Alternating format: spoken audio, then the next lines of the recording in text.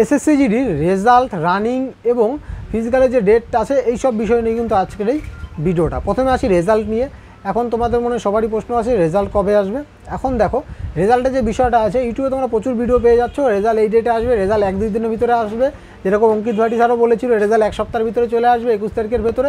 তো এই যে বিষয়গুলো আছে সমস্তটা কিন্তু তারা আন্দাজের উপরে গেস করে বলে দেয় যে এই ডেটের মধ্যে রেজাল্ট আসতে পারে।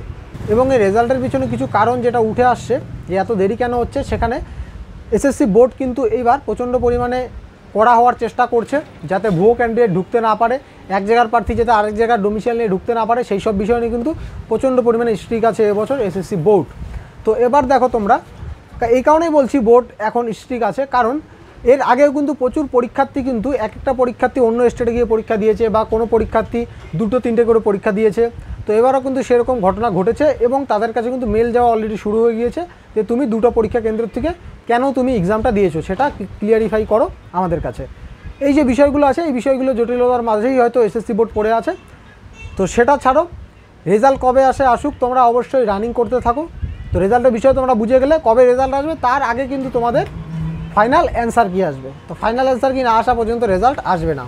তো এই হয়ে গেল রেজাল্টের বিষয়।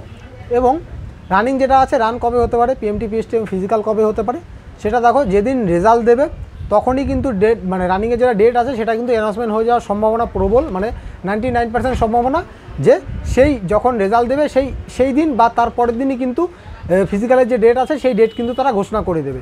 এই কারণে এই কথাটা তোমাদের কাছে বলছি আমি তোমাদের সামনে, কারণ অলরেডি কিন্তু প্রচুর দেরি হয়ে গেছে আমাদের এই রিক্রুটমেন্টের এবং নেক্সট যেটা রিক্রুটমেন্ট আছে সেটা কিন্তু আর আসবে। তো সেই জন্যই কিন্তু খুব তড়িঘড়ি কিন্তু রানিং করিয়ে নেওয়া হবে। এমন হতে পারে যে রেজাল্ট দিয়ে দিল আজকের মধ্যে ফিজিক্যালের ডেট ঘোষণা হয়ে গেল, 20 দিন পরে রানিং হবে, এরকম কিন্তু হতেই পারে। তো এই জন্য তোমরা রানিং খুব ভালো করে করতে থাকো।